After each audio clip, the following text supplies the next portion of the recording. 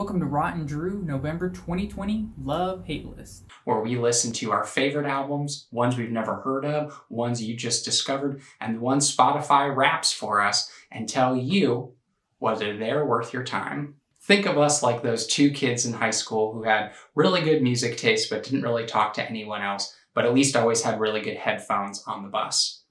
Each month, we review 6 albums apiece, and then we also recommend one to the other person that we hope that they won't hate too much, or at the very least, if they do, it'll be worth a few good laughs. If you like this video, check out last month's recommendation or the month before that. We're doing this every month, so don't forget to comment your favorite albums from each month. So I'm going to begin with my response to Sam and Drew's recommendation from last month, Agüita by Gabriel Garzón Montano. And wow, that was not what I expected at all. From the style to the production, even his voice. I was pleasantly surprised by this album. I honestly didn't think that I would like it, but I think I kind of do like it. Sam and Drew's review of this kind of had me thinking it would go a little bit differently. I was honestly expecting more of like a reggaeton or like more modern poppy Latin American album, and it's not quite that. You know, I've been known to say that I love all genres, but I will say, you know, even though I can find some of the most obscure stuff and find some good things there, reggaeton is just one of those one of those genres that I just don't fuck with, you know? And this kind of changes that for me a little bit. It's not a reggaeton album, but there are a few tracks on this that definitely are reggaeton. There's no other way to put it. From the beginning, you're hit with tunes, which is, again, you know, it got me by surprise. It's a slower track with a gentle piano, slow guitar. The lyrics are kind of dark and mysterious, you know, about the comfort of a tomb and how you have to have, you know, will to be able to continue to survive and to at least live for someone else, if not yourself. We move on to With a Smile, which is just it's a sweet love song. It's really catchy, repetitive melody. I can see myself coming back to this song a lot. It's just a fun love song. There's really, you know, no other way to put it. It's pretty short, it doesn't overstay its welcome, and it's pretty consistent throughout. It's sweet and dreamy and just kind of telling you about how surprised he is with this girl that he's been tripping with a smile this entire time. We then move into Muñeca, which is, for reference, means doll or baby doll, which is a term of endearment usually used in Latin American cultures. And this is more of the realm that I expected this album to go. And it's a reggaeton song. It's got the very typical reggaeton drum beat. I'm telling you, that's like every single reggaeton song. Go find any reggaeton song, it's there somewhere. But this one's not too bad. I still can't say that I quite love or like this song that much. I can withstand it, honestly, which is saying a lot for the genre. I don't really like the genre just because of how repetitive it is and just, I guess, how samey all of the music is that I've heard from that genre. To me, it all sounds the same, like I mentioned with the drum beat. The lyrics are okay. They're entirely in Spanish, and they're typical for the typical topic for the genre, which is just, you know, getting sexy women to dance for you. That's it. I think Fields is a little bit more forgettable. His vocals, I think, aren't as good. It is a little bit of a slower climbing electronic track. It's not a bad track. It's just not as good as Tombs and doesn't do a whole lot different from it. So to me, I don't really care too much for it. We do move on to Mira My Look, or Look at My Look, which is not quite reggaeton. It's more of a hip hop song, and it's a banger. It is a banger, and it is pretty good. I mean, he kind of hits you with some strange lyrics, but his flow is strong. He's consistent throughout. He kind of goes in and out of the Spanglish, speaking Spanish to English. We then move on to Moonless, which is more of a heartfelt, sentimental track. It's more about his mother's death when he was 17 and how that's affected him throughout his life, his future relationships, and just what that death signified and symbolized to him. We move into Someone as the next track, and this one's a bit pitched down, and it's just kind of talking about loving somebody who may or may not love you back. You're just kind of tiptoeing around, and you're not really sure if you're ever going to get to be with this person, but you always get so close. The beat is a little bit more wobbly. There's some simple singing going on. The lyrics aren't too strange or weird. They're pretty candid. Bloom is definitely, another one of those tracks that did really surprise me. It's more stripped down. It's just basic guitars and his vocal, and there's some strings in there as well. So it's a nice gentle mix that you hear here. His lyrics are minimalistic, very impactful. Every word that he does say has some meaning to it. We do move into Agüita, the title track, which there's nothing wrong with it. It's just another reggaeton song. I'd put it up there with Muñeca. I think it's a little bit more repetitive, especially because the chorus is just constantly repeating Agüita, Agüita, Agüita, Agüita. Ending on Blue Dot is a slower ending, which is okay. It is a little bit existential, but I don't feel like it's a very strong ending. It's not that impactful to me. There are lyrics comparing, atoms to his current situation, which are the size of the world, which he's then comparing to the size of the sun. It briefly goes into an electronic drum break, and it's pretty cool, but it's not really my favorite either. I think overall it's a good album. It's definitely worth a listen. Not everything in here is the most original sound you're ever going to hear. But Gabriel does go against your expectations. It makes me excited for what he's going to be putting out in the future, just because he does have a lot of potential, but I think he does need to develop his sound a little bit more. He is kind of going in multiple directions here. And in my opinion, I think that the reggaeton sound, while it's what a lot of Latin American people are listening to and is very popular, the sound is not as defined or as unique there as it is with songs such as Tombs or Moonless. Overall, I think I do love this. It's worth the listen, and I would recommend it. I do appreciate you recommending this to me, Sam and Drew, because honestly, this was probably not the one I was going to expect to hear, but I'm glad I did listen to it. Here we are with Nothing, the Great Dismal, recommended to me by the one and only Erlan Rotz. And I have to say, this is an album that was an interesting challenge. I actually liked this album. I liked it, even though I liked 60 or 70% of it. And then the other 30%, I was a little confused by, or just is so not my style that, I feel like I could make a playlist based on this album that had like 5 or 6 songs that were exactly the ones that I I like all of, that sound more like shoegaze or, shoegaze or dream pop, or, kind of sound maybe more like somewhere between like Ride and Slow Dive, that are actually really cool and that I like a lot.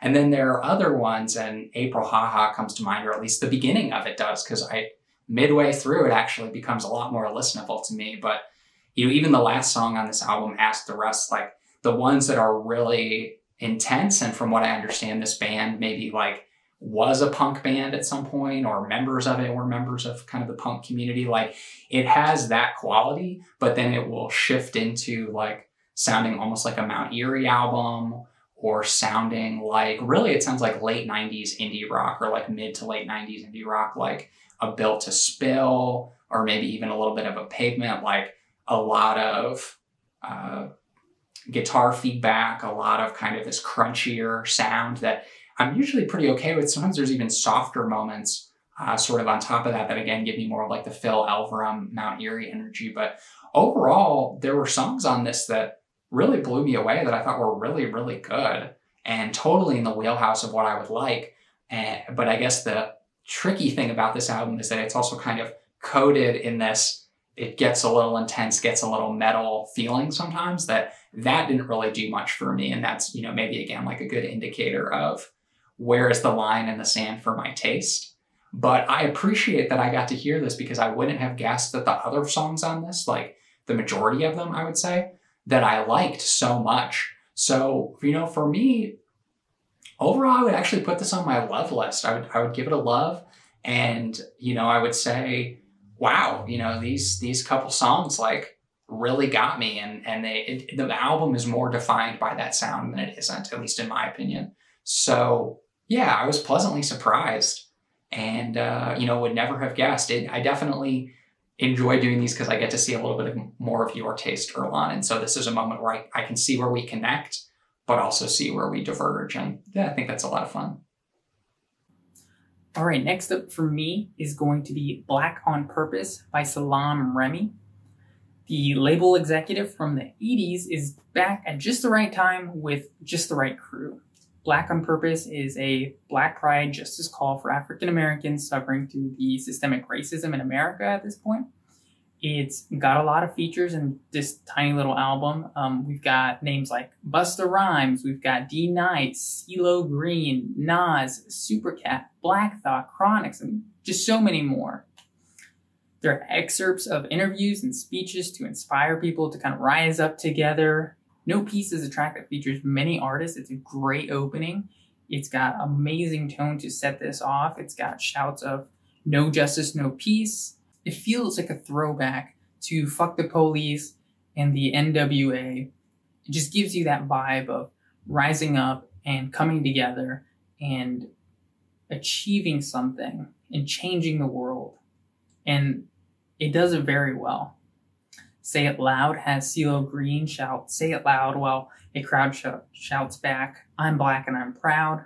The beat is a bit jazzy, and I'll say as somebody who personally rejected their own culture because of the common view in America about their race, this kind of music is really important.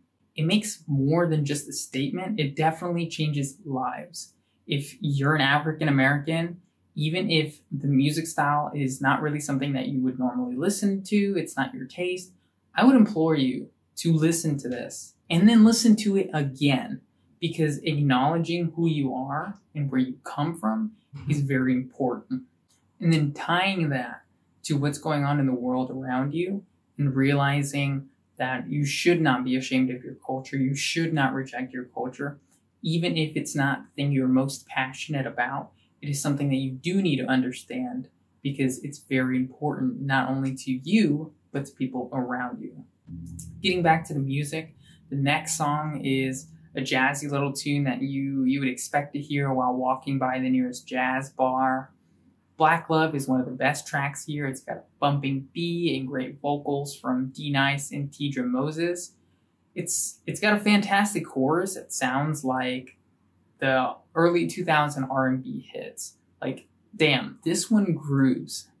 There are a few tracks that don't exactly say anything about the current movement, but are more just kind of context and they provide musical styles relevant to the African American culture in the United States.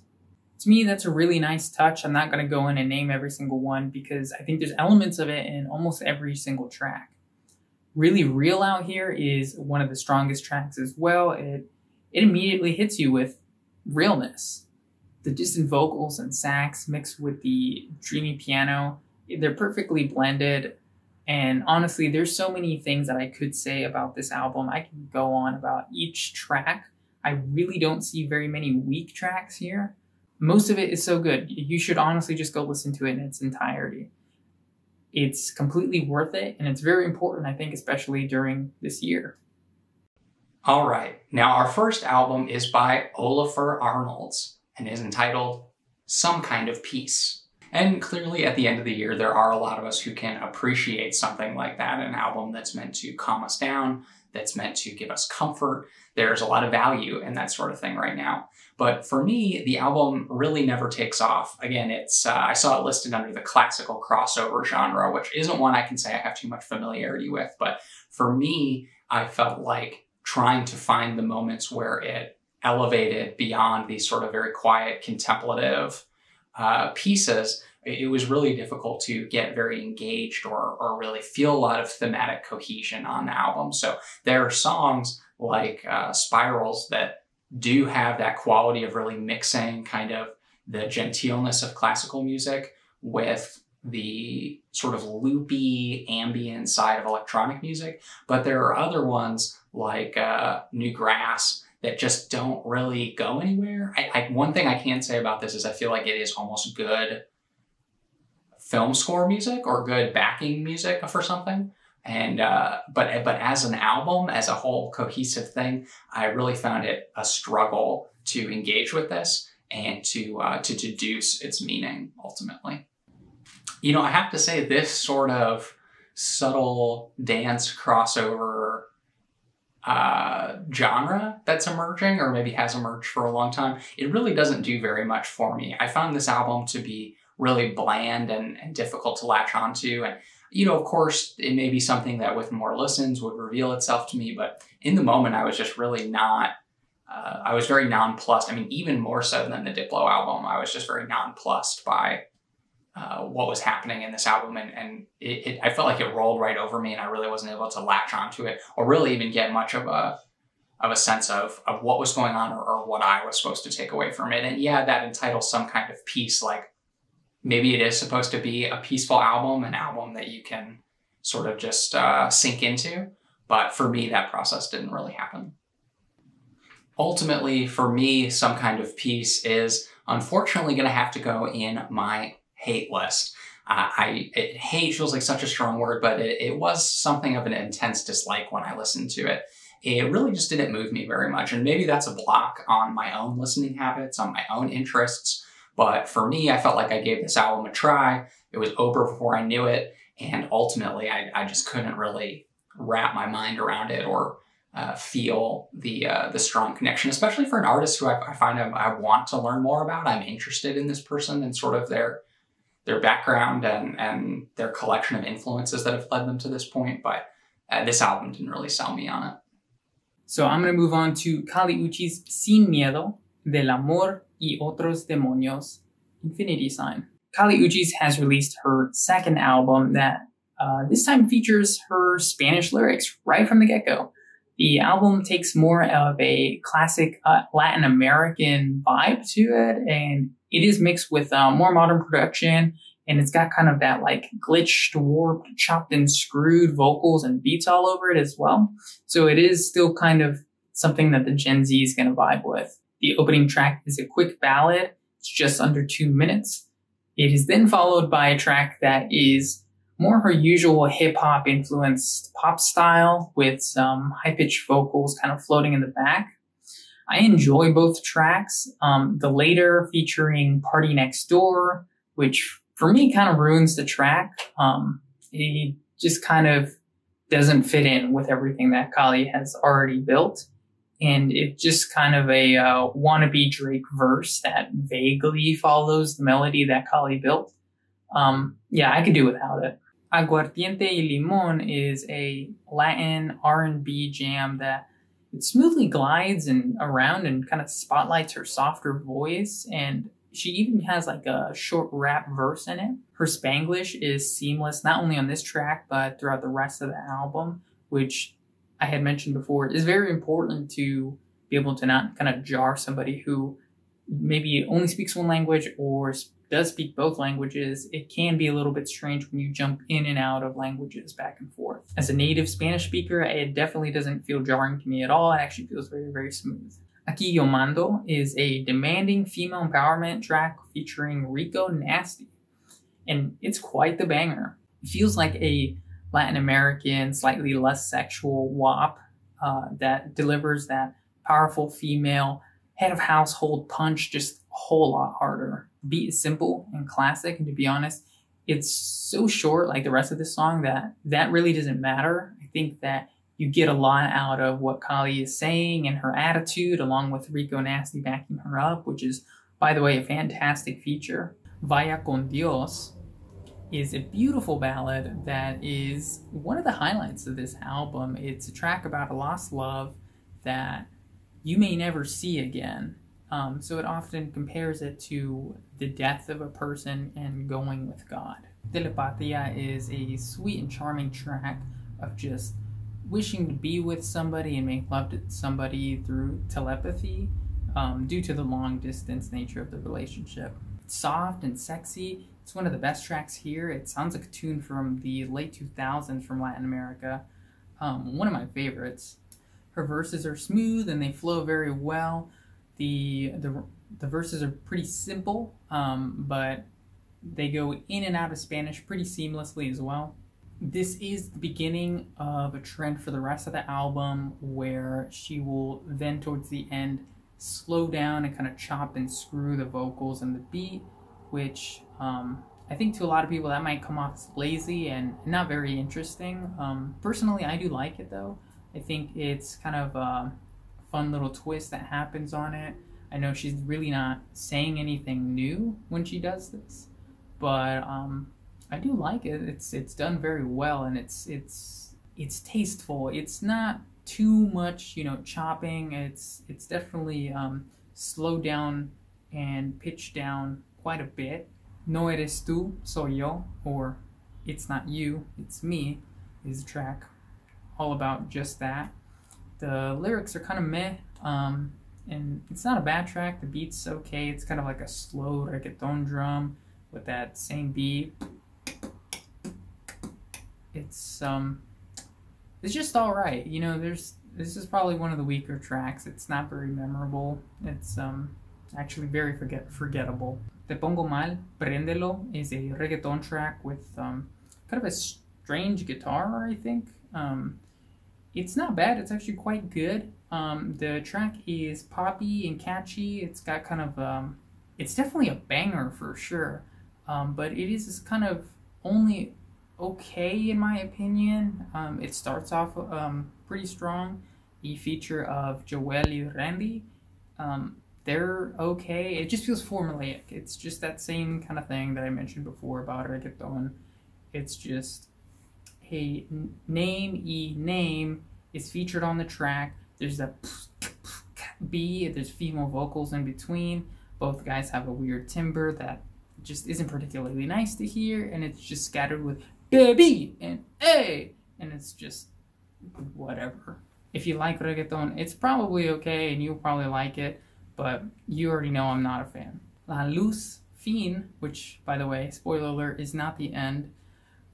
It's about the end of a relationship, knowing that a relationship will end and preemptively preparing for it. It's an interesting topic that I think a lot of people do experience. Jay Cortez feature isn't bad. It's one of the better features, but honestly, Rico Nasty just kind of outclasses everybody besides Kali herself, so it's alright. Ángel Sin Cielo is a slower track that's kind of warped. They kind of just run through the lyrics once and then they repeat it kind of chopped and screwed again, and it's good. I like it. It's very simple, and there's not a whole lot that is done on this track. I think most of what's important about it is the lyrics themselves, just kind of talking about how being an angel without a heaven is a difficult thing to do. I would recommend this album. It's definitely a good time, and it's quite short. For 13 tracks, it's only 34 minutes. And if you like Latin artists, it's a fun listen with a lot of catchy tunes, and I would say that I do love this album, so go check it out. Next up, we have Pink Sifu and Fly Anakin and their album, Fly Sifus. Now, this was one I was actually really excited about and happy to say that I think lived up to the hype. Pink Sifu is one of those artists who has been making music for a couple years and is really part of a very avant-garde or sort of new age, but not, Gen Z, Lil Uzi Vert. Like, this is sort of the new alternative hip hop, I guess you would say. And Pink Sifu is somebody who in earlier projects has really touched a lot on concepts, like identity, concepts like relationship to religion and things of that nature, while also keeping things pretty chill and pretty fun. Needless to say, when Pink Sifu joined up with Fly Anakin, who I didn't have as much of a reference for, but from what I understand is pretty interesting MC himself, I wanted to see what Fly Sifu's was going to sound like. And I was really impressed, not just with this album as a collection of songs, but sort of with what they were attempting to do with it. And it's actually a concept album that takes place at a record store where they get various calls from people and are kind of able to go through the different sections of music and different styles of music, almost like they're giving out recommendations to people, almost like these are the tracks that would be playing in their record store.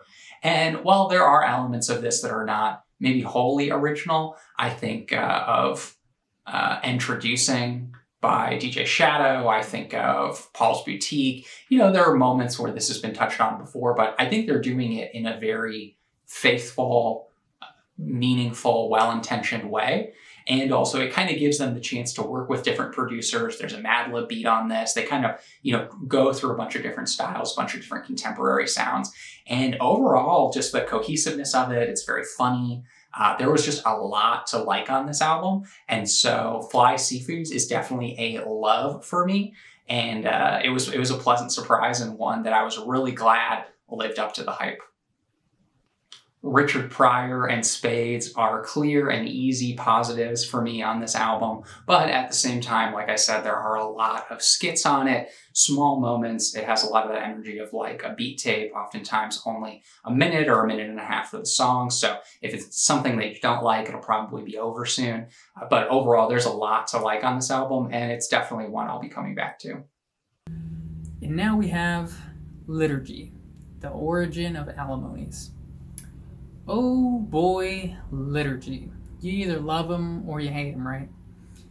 If you hate them, this might be the time to give them another shot, but know that you're in for a ride.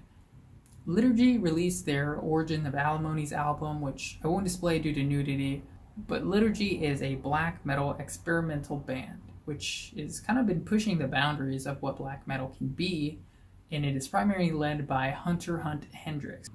They use various musical techniques and styles to kind of convey that experimental style to their black metal. They even have some hip-hop style drum beats on this one. I'll admit, I don't really know anything about Liturgy's manifesto, so if you are looking for that, I'm happy to disappoint. I just listen to their music and enjoy the difficulty.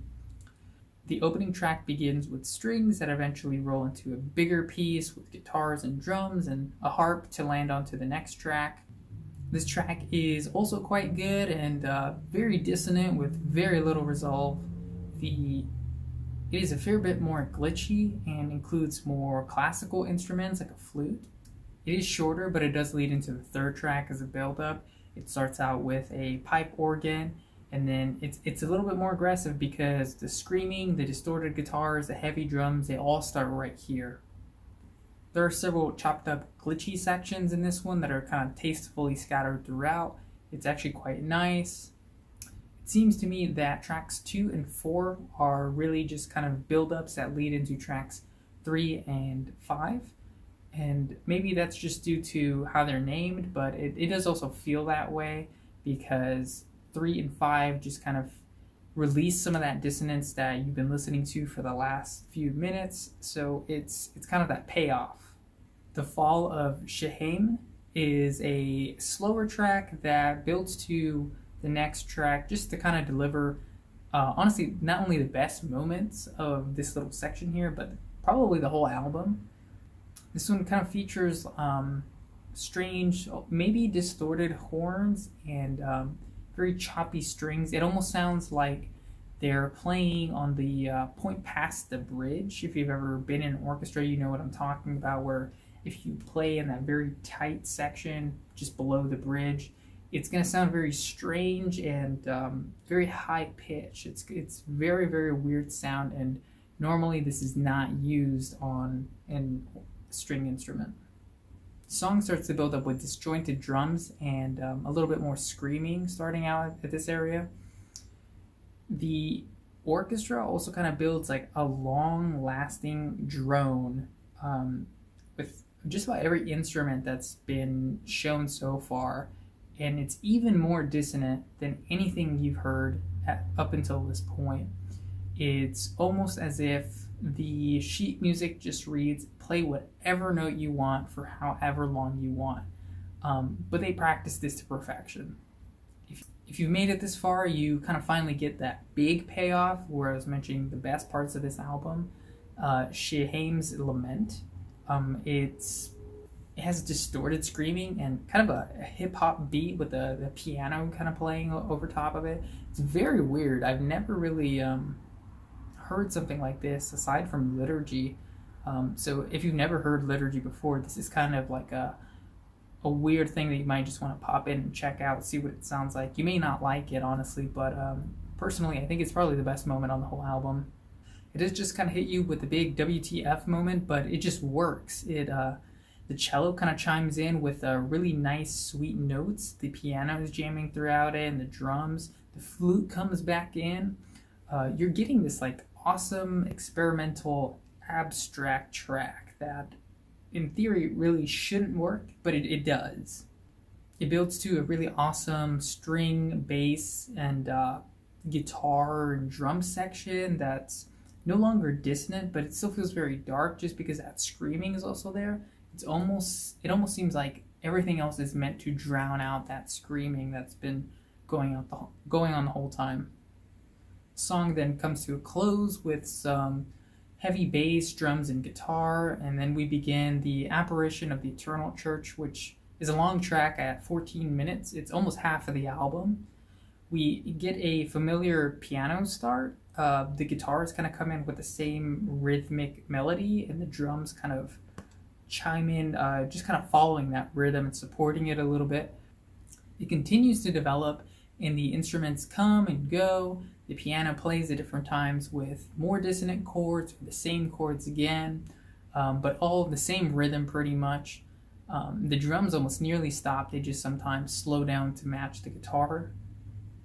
The build-up kind of continues over and over again. And this is really my complaint about the album, is that for 14 minutes, it does get pretty repetitive unless you're listening very, very closely. If you were casually listening to this track, I don't think that you'll be very engaged or that it's going to be very enjoyable. But then again, I don't think Liturgy cares for making the casual listener enjoy the track anyways. It slowly fades out, and then we end at the Armistice, the final track. We hear the similar like bare orchestra with chopped sounds and glitches throughout. The screams begin again, and they're very heavily distorted and almost unhuman. They kind of feel that way throughout the whole thing, actually. Liturgy is a tough listen, and not many people are going to like it, and not many people are going to be able to get through it if they even try. It's not easy, and it's not easy for me, and I'm a huge fan of experimental and abstract music. The builds, though, if you sit down and you listen, the payoff is worth it. This is no casual listen. You gotta be willing to trudge through the mud, and if you think that you can handle that, try out this album. I don't recommend this album. I don't love it, but I do recommend this album, and I love it. Now we have Lamentations, the new album by William Basinski. And this is a guy that, frankly, I don't consider myself any kind of expert on. I know that he's really well regarded in the ambient world, that he's made the Disintegration tapes, I think it's called, that some people are really, really into. And he has a lot of fans and people who really get, pretty deep into his music, even though I wouldn't consider him to be a particularly well-known artist at this point. I think he's actually quite old as well. So I think that, he's been working for a long time and has sort of accrued attention over time. But the thing about this album that really surprised me was, I like ambient music. I like music that takes its time, that isn't in a rush, that has different textures. And this is a very dark album in some ways, I would say. It is definitely not there are different kinds of ambient, and this isn't an Oliver Arnold, some kind of piece. I think, Lamentation kind of implies, as does the cover of this album, that it's a very dark album that has a lot to contemplate, maybe about where we're at in this moment in the world, or maybe more of like a personal darkness that can come over a person. But all of that to say, I was actually really pleased with this album, you know, in total contrast to the Olafur Arnalds one, where I was sort of not motivated by it. Here, I found that while even when I wasn't giving the album my full attention, it would consistently creep up and grab me, or there would be these sort of moments where almost burial-like, although again, it may be a chicken versus egg scenario with that comparison, but things would just pop out at me and would strike me. And I think he's even aware of that sometimes, or very aware of what the listening process is like, so that you might hear something for a really long time and then hear a really small variation on it that makes you go like, it almost wakes you up. And so in that regard, I found that the sort of meta listening experience quality of this actually did grab me. That alone wouldn't be enough necessarily for me to really like the album if it wasn't for the fact that this sort of, you know, dark, synthy, creeping environment or ambience of it actually was pretty compelling to me as well. So overall, I appreciated this sort of foray into his work, and I would put this definitely in the love scale. I liked this a lot, and I think if I continue to listen to it, it would actually grow on me even more. On Lamentations, The Wheel of Fortune is one of the songs that grabbed me really quickly and kind of got me sucked into the album. But it was really the little moment near the end with all these two I love into Please This Shit Has Got to Stop, that has that sort of referential, self-aware, I'm putting you through your paces and maybe this is how you're responding to the album quality. I really enjoyed that and thought it was both funny and interesting. And when I gave myself over to the experience of listening to it, especially when you're dealing with like an 11-minute song, it can feel like a lot. But I think by giving myself over to it, I did get something out of it, and that helped with my enjoyment of the album. I am also reviewing William Basinski's Lamentation. It is the easiest to digest out of his discography, being quite the short album compared to some of his very, very long albums. So it is good to jump into, but it does leave me kind of wanting more, actually. It is quite dark and creepy and gives you unsettling feelings of death and lament throughout the album. It's well constructed, and for the most part, it kind of keeps me in that gloomy world that it has built.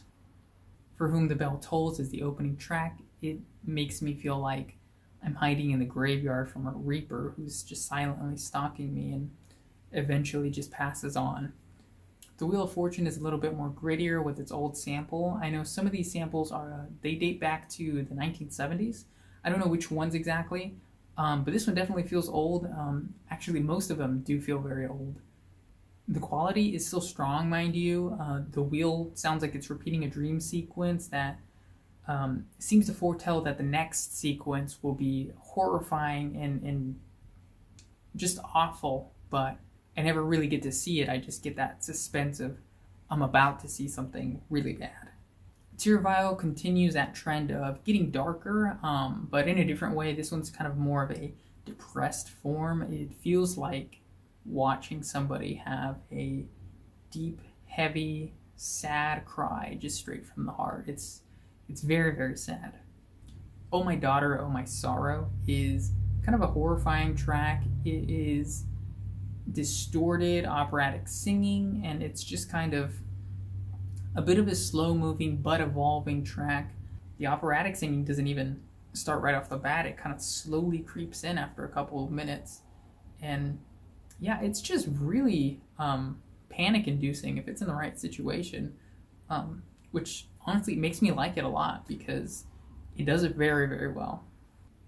Silent Spring is really interesting because it's very quiet, and it's very, very, very slow-moving. It kind of mimics the sound of silence in isolation, almost like the feeling of realizing that there's no one around and it's dead silent. And you would imagine like, well, that just sounds like silence, but I think this track would convince you otherwise. It's darker in a different way, a much subtler way. It just kind of slowly kind of creeps in.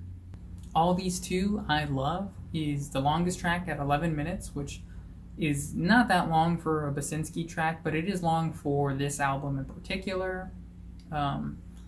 It kind of mimics a broken old radio, complete with more operatic singing and static and crackling.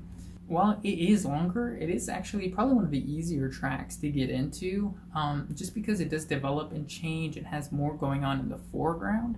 The track develops in more dramatic ways. The operatic singing kind of abruptly starts and stops at different points of the song. Please, This Shit Has Got to Stop follows this, and it includes those abrupt changes and starts and stops like All These Two I Love.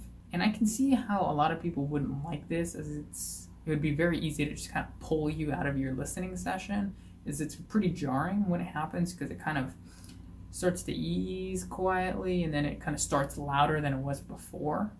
I actually kind of like it because it does kind of remind you to feel a little bit of that fear, and it's almost kind of that jump scare audio without being like too weird. I'm not mad at it. I think it's actually pretty good. Fiend ends the album with vinyl crackles and static feedback. I take it as kind of like the signal to the record has ended, take the vinyl and put another one on.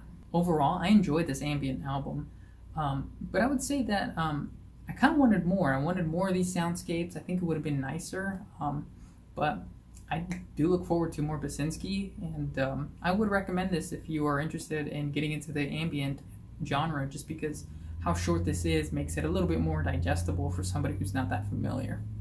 Next up, we have Spirit World Field Guide, the new album by venerable MC Aesop Rock. And this is someone who I've listened to on and off for quite a few years.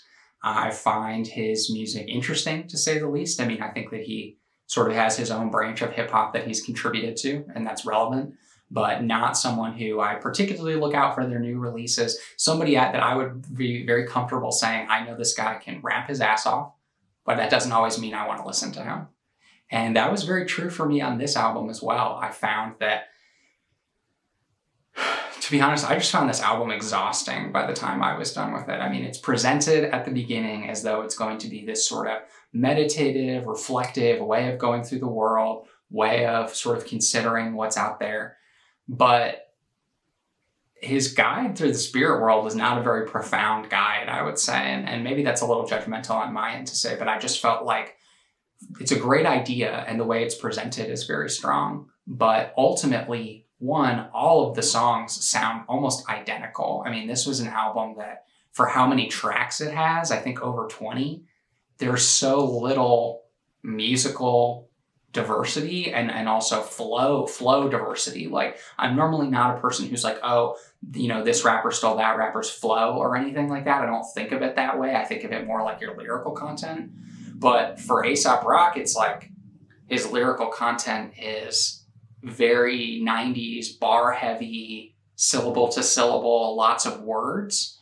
But again, like, not a lot of meaning behind them, there's no real storyline, or, you know, not that there has to be either. There doesn't have to be a storyline to this Spirit Field Guide, but there could also be more tonal pictures, more pieces of what it maybe means to go through the spirit world. So in that regard, I was just really underwhelmed by what he had to bring to the table on this one. So for me, this is going to have to be, honestly, a strong indifferent to a hate. I mean, I just feel like this album is very talky, but frankly, it doesn't say very much. I think Crystal Sword and Jumping Coffin are two of the standout tracks on this album. They have the high energy, bars, bars, bars attitude that, frankly, if you're going to listen to Aesop Rock, I guess that's why you would want to. That's what he does well, I think. But then you have other ones that are sort of a little slower, I guess, but at the same time, just don't, when he actually does start rapping, fall into those exact same traps. They just feel like they don't quite get there in the way that maybe some of the best songs do. So this is definitely, in my opinion, an overly long album. And songs like Boot Soup, you know, at 4 minutes, don't really do a whole lot to help in that regard. Surprisingly, Sam and Drew and I are not only reviewing the same album in a month for the first time, but we're actually reviewing 2 of the same albums in 1 month. So Spirit World Field Guide, as described, is a guide to dealing with spirits. It starts with kind of that Reddit r/no sleep rules story that you might have heard before, like follow these rules or you're gonna die kind of thing, which is kind of cool. But I just felt like this album didn't really like stick with that vibe as much. It just kind of deviated a lot and went kind of different directions, and there was just a few tracks that kind of stuck with that. Aesop Rock delivers his classic flow and rhymes throughout. If you've heard him before, you know it's good. The production is good as well, and the beats are interesting for the most part, but for me, it just doesn't stack up to Impossible Kid or his collaboration with Tobacco Malibu Ken. Aesop's album is still pretty good, but I think there's a lot of fat that could be trimmed off of it, namely Pizza Alley, Jumping Coffin, Flies, but I guess that one gets a pass because it's so short. Salt is okay, and Fixed and Dilated. I loved Crystal Sword, Coverall, Sleeper Car, the opening track, The Gates, 1 to 10, Side Quest. Those are pretty good. The short tracks are fun mini distractions. I like most of them besides Fly. I think Aesop Rock's fans are still going to love this album, but someone like me who kind of is a little impartial to Aesop Rock isn't really going to like the album as a whole. There are tracks I like here, but the album altogether, I don't think I like this album. The music isn't all bad, but I don't see myself coming back to this, like, at all. Yeah, overall there are good tracks, there are bad tracks, but all together it's just not really impressing me very much. So I am kind of gonna have to put it in hate, even though I don't really hate it. This month we also have Trip, a new album by Lamb Chop. Now, this is a band that's been making music for a long time, although I think it's often really Kurt Wagner, I don't really know how to say his name, but it's really, one main guy who I think is kind of the creative thrust of the band. And they've been making alternative country music for a long time. Honestly, it's somewhat genre defined. Sometimes it's got indie rock, chamber pop, but alternative country is probably the best way to describe it, mostly because it does have that twangy country tone to it sometimes, but generally more alternative production, generally more alternative lyrics. It can be really dark sometimes listening to Lamb Chop. But this new album, Trip, it's fairly short. It's under 40 minutes and only 6 songs. So it has almost EP vibes, but it is an album as well as the fact that it just there is an elaborateness to most of these songs. A lot of them are 4 to 5 minutes long to kind of hit that runtime. And it really has a quality of, initially it's all, or almost all except for the last song, it's all covers. So you kind of run the gamut of anything from Stevie Wonder to George Jones to Wilco. And so in that regard, running the gamut of all these different covers of artists offers a lot to kind of choose from, but it also does maybe kind of cast the album in a certain light, right? We've all thought about those albums that are covers only, right? And sometimes those end up being artists' least interesting stuff because they're not making their own music. They're kind of interpreting other things. But what I will say about this is it definitely doesn't reinvent the wheel or anything like that. I mean, you're covering songs that in some cases are 40, 50 years old. And so what it does is it showcases the breadth of Lamb Chop's work and interests, I think. And I mean, some of the song choices are really, really good as well. I mean, opening with Reservations, this sort of beautiful dark Wilco cover, is really cool. And while I don't necessarily think that the voice is, going to make me want to listen to it more than Jeff Tweedy doing the song, it is still an interesting and good song selection. And it's sort of the same way as you move from that kind of like more like dark indie rock, indie alt country sort of thing into covers of more traditional country songs, more like R&B even kind of stuff, like older R&B with Stevie Wonder or soul. It's a diverse collection of songs, but in a lot of ways, to be honest, the differences between them were kind of a turnoff to me. Initially I was sort of having a hard time finding my way through the album, but a lot of the music is really pleasant to listen to, right? I mean, when you're covering something like Stevie Wonder, chances are it's going to be pretty listenable. And so it was actually a grower on me, where initially I just felt like it was this really disconnected set of singles. And in some ways it does feel that way. But overall, it does actually capture, the breadth of what the band is capable of. And I mean, I will say, I think some of these songs with Kurt Wagner's sort of unique singing, which is, sort of has an almost like, Grizzly Bear, just sort of like Yo La Tengo, that sort of realm of like weird, very dark, like sort of quality to it.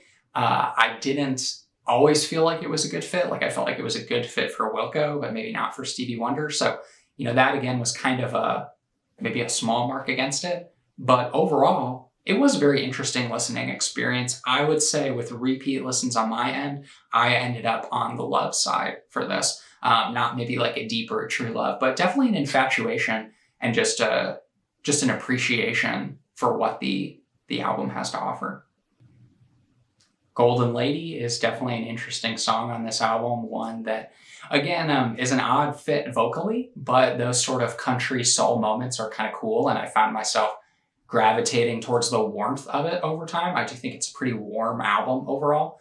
But on the other side, something like Love Is Here and Now You're Gone, with its sort of plotting, power pop meets soul, Supremes, Michael Jackson kind of thing going on, I just felt like saccharinely warm. It felt like fake warm, fake upbeat, fake, kind of plotting power pop in a way that didn't really sit well with me, where I was thinking to myself, I just couldn't imagine listening to this again. It's sort of maybe fine in the context of the album, but it just tonally, it felt like maybe like a mishmash in a way that didn't fire on all cylinders for me.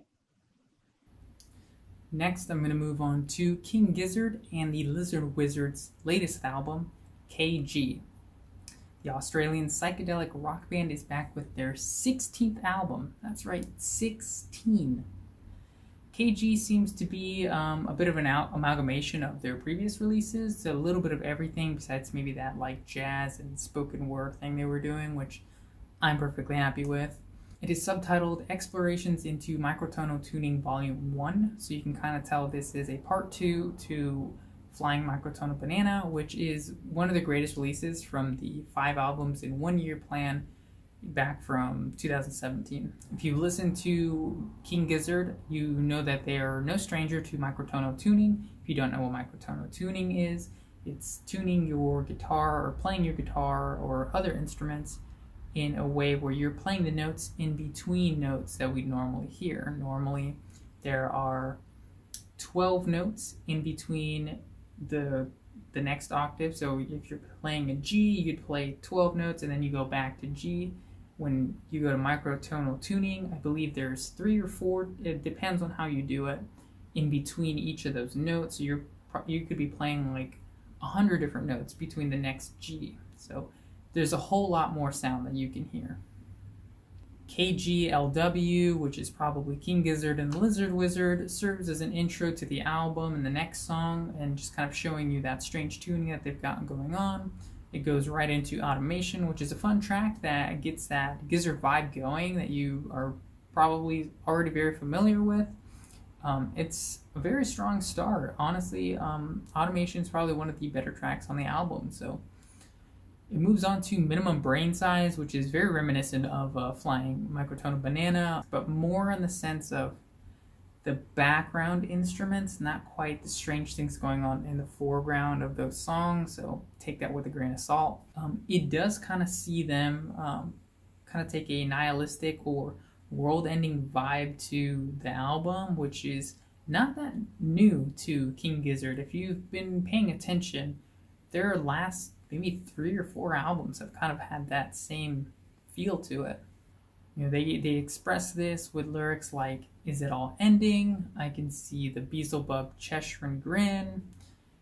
King Gizzard has expressed these feelings on Fishing for Fishies, which is a more cheerful version of basically Infest the Rat's Nest. They both take the very same theme of destroying the world, but Fishing for Fishies is a much more happier and like, hey, let's be a little bit more nicer to the world, whereas Infest the Rat's Nest is, you're going to destroy the world and you're going to blow up because of it. In KG, they seem to more express the disappointment in humans failing, saying that you had it coming. Some of Us is a Infest the Rat's Nest, Murder of the Universe with People Vultures melody.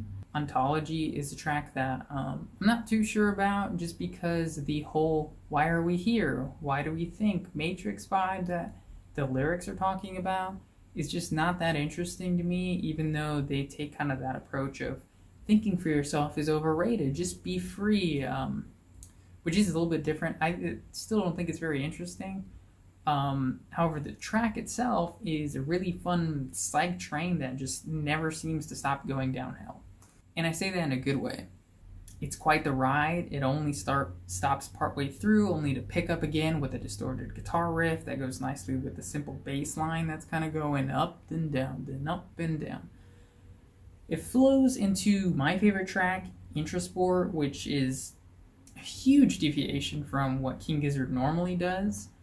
This danceable track is just, it's a banger, and for me, I love it, and I'm surprised that I love it. The electronic disco vibe with the heavily distorted guitar is just smooth and groovy, and the hot breath, it's just hot. The wub wub wub is sweet, but not overbearing, and honestly, if I needed to dance for any reason, this is the track I'm putting on. Like, it's that good. You know, the lyrics are also really psychedelic if you listen to them, even though they might be a bit odd. Life is the next track, and it's just about that, an odd life.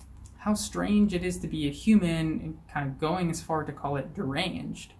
This song, though, is probably the least interesting one to me, besides maybe the intro, which is just an intro. It just doesn't change much, and it sounds too samey to their other work. It's kind of hard to discern the difference between this and other really good songs. It's very forgettable. Then we move on to Honey, which is the last of their previously released singles, and it's all about tasting like honey in a world that is destroyed and poisoned. It's mostly a stripped down song compared to the rest of the album. It doesn't do a whole lot. It's kind of their poppy song on here, so I mean, it is what it is. It does move into the Hungry Wolf of Fate. It lumbers in, and then it just howls right in your face, ready to devour your soul. Man, I love this track. It's obviously more of a Infest the Rat's Nest, or actually it sounds more like Gumboot Soup's The Great Chain of Being. I think it's the best song to compare it to in terms of their discography. It closes the album really well, and it kind of reveals itself to you, baring its teeth, only to run and stalk you further silently and just go back through that motion over and over again.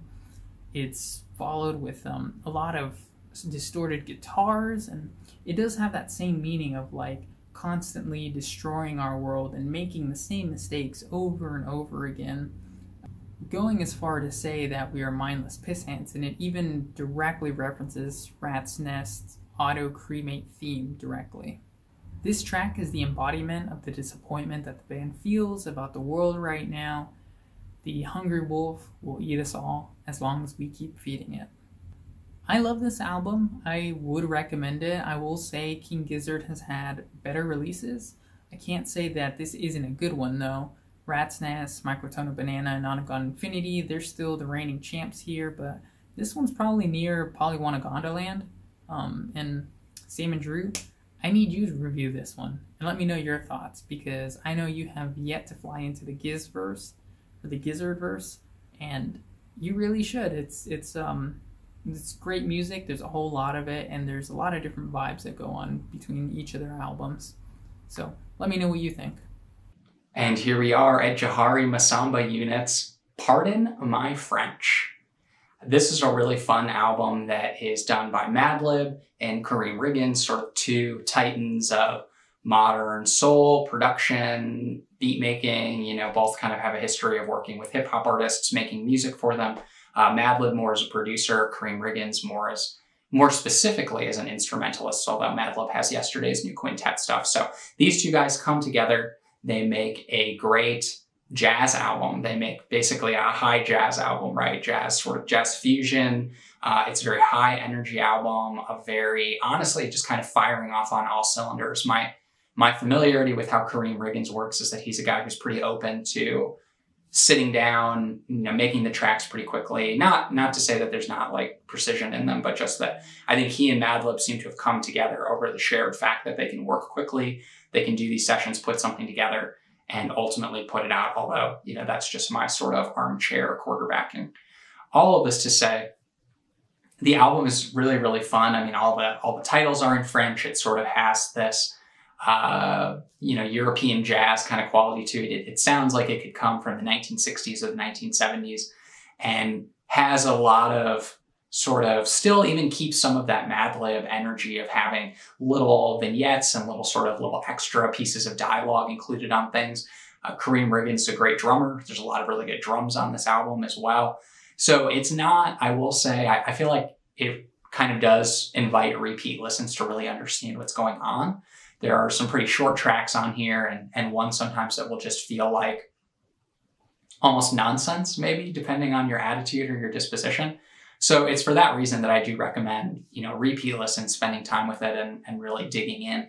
Because I think if you do, and if you have an appreciation for jazz, or even if you're like me and you're not a jazz expert, but you like the idea of jazz with a twist, jazz with a sense of humor, then this is a great album for you in that regard. High energy songs like Etude Montrachet or Riesling pour Robert really keep things pretty quickly moving, pretty high energy. There's a lot of flute on this. Basically, it's got two great things. I think this album has a lot of our flute and drums. And so for that reason, it's definitely, along with definitely some sort of funky 1970s synthesizer, it really sounds like this album could have come, straight out of like 1974 or something like that. And so to have it here with us right now is pretty exciting. This album is an easy love for me, and definitely one that I'm excited to put more time into and just get the overall energy and feeling of.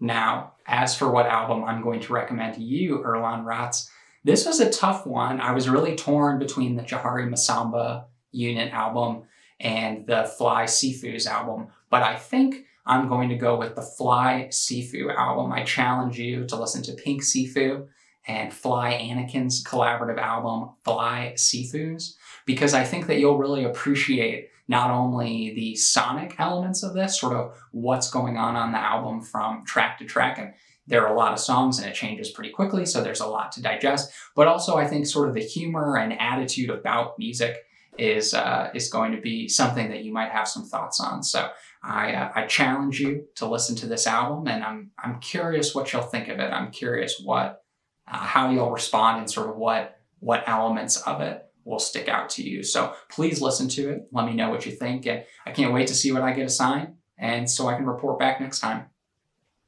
And with that, that's all of our albums for Rot Drw November 2020. If you have albums that you've been listening to that you think we need to hear, definitely let us know in the comments below. And hey, if you're really enjoying this stuff, if you think, wow, these two sure do listen to a lot of music, and I could really appreciate having somebody do some of the heavy music listening for me, if that's how you feel, then go and hit that subscribe button and stick with us for future releases, because this is something we love to do at the Salmon House. We have no greater joy than being able to listen to this stuff, get our thoughts out about it, and hopefully to connect with you and hear what you're listening to, right? Let's expand our playlist. Let's expand our Spotify Wrapped, and let's hear some new artists, right? We all want to be pioneers and see what's out there and find the next great album and know that we listen to it first. Proudly wear that flag as we get on the internet each morning. But if you like what you hear, definitely connect with us and keep an eye on the Salmon House, YouTube, social media. There's a lot of different projects coming out in a lot of different avenues. There's film stuff, there's new music, there's music review content. You never know what you're going to find next. So stick with us, Stick with me and Earl on Rots. We'll be back with you next month, giving you new tips, new recommendations of things to listen to. We hope that you have a happy and safe holiday. Catch a wave, Salmon fam. We'll talk to you soon.